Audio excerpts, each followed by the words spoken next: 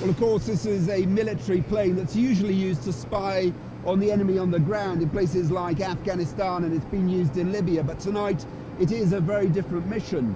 And they're flying over the entire south of England, focusing, though, on the Severn Valley, the Thames Valley, and the Somerset levels, mapping with this imagery the extent of the flooding. Now, we can't show you what they're seeing on the screens because it's classified, but essentially they can focus using the powerful radar underneath this aircraft on something as small as a car to see which roads are open and which ones are closed. And of course, all this information will be given to the authorities on the ground and to the Environment Agency, to the police and the army, so that they know where to focus their efforts.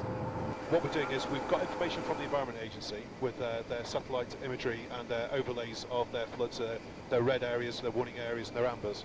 And we're taking radar imagery and we're transposing it onto our Ordnance Survey mapping, and from that we're getting essentially live pictures now as to exactly where the flooding is and where it's moving. So at the moment we're focusing on an area just to the northwest of Gloucester, and we're getting, as you can see from where your position there, you can see the fields adjacent to the river as it's moving down, and the flood areas and how the floodwaters are moving out. And what we can do is over a period of time is build up the picture of how these floodwaters are affecting agriculture, and also potentially where they're going to break through, and obviously further floodings and disruption to people. So hopefully what we can do is get further information on subsequent flights, and that way we can see where the waters are abating or where the flooding is actually increasing, and obviously where we can then focus the attention of the military and all the flood personnel that are working so hard to try and combat this, and best place them to offer maximum support.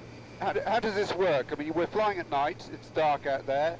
How are you able to see all this and where the flooding is? Okay, well, radar imagery is 24/7, day or night, all weather, and essentially it's using a radar, and from the radar we take the returns back, and it uses the amplitudes to produce a picture, essentially. So the radar gives us effectively a black and white image of what is seen on the ground. And you're able to see where water is and where land is, essentially? Yeah, through the various training we do, we get to see exactly what sort of returns we would expect from water as opposed to agriculture and the various textures. So through the various returns we can pretty accurately break out exactly where the flooding is.